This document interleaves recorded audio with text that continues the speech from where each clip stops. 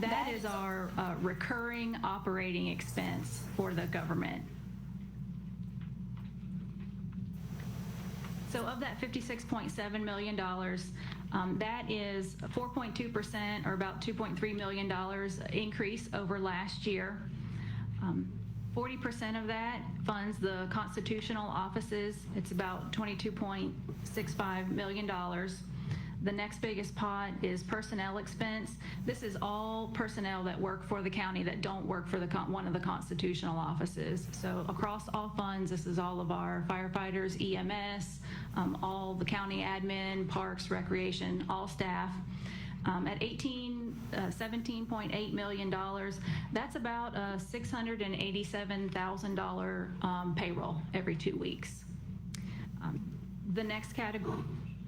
And also talking about the personnel expense, so that you have an idea of that $56 million budget, $37 million of that across the constitutionals and the BOCC is what it costs payroll.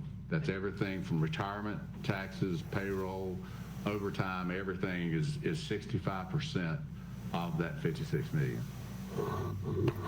So another way to say that is of the $22 million that's funding for the constitutional offices, when you look at each of their budget requests, their breakdown is almost across the board about 75% personnel and 25% operations. The next category, $8.3 million, is operating expense.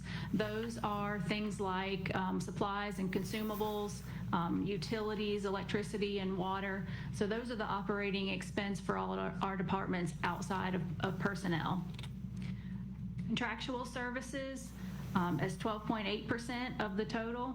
That is all of our contractors. The biggest share of that is ESG, so we employ a contractor to operate our sewer system. That's the lion's share of the contract services, but that also includes the solid waste contract for Waste Pro to handle the garbage collection, as well as other small contracts, the county attorney's contract and things like that. The smallest portion is aid and contributions, $545,000.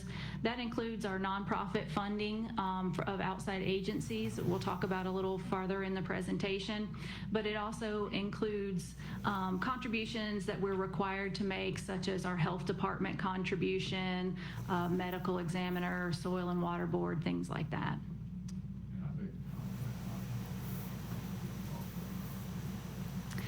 Yes, we'll talk about that in some of the budget changes. About $250,000. Yes, yeah, we have a late request there. Mr. Chair, I failed to ask when I sat down. Can we just go directly to Kelly? You want me to ask you every time I want to ask her a question? No, you can go straight to Kelly. On the personnel expense, that includes every single thing that it costs us to hire an employee and keep them, correct? That's exactly So right. it's the mandated FRS. Mm-hmm. It's Health insurance. It's all the things. FICA taxes, all the things. Okay. As well as some of the other benefits that we have to carry, workers' compensation and things like that. Okay. And as just so that the public understands, is right now without the increase just in CHP, which is our health insurance provider, family coverage costs $30,000 an employee, rounded about. So that's per year per employee, and it's going to go up to $34,000 this year. But we've got a plan for that as well. How many employees are you talking about, David, across the board? Do you know how many?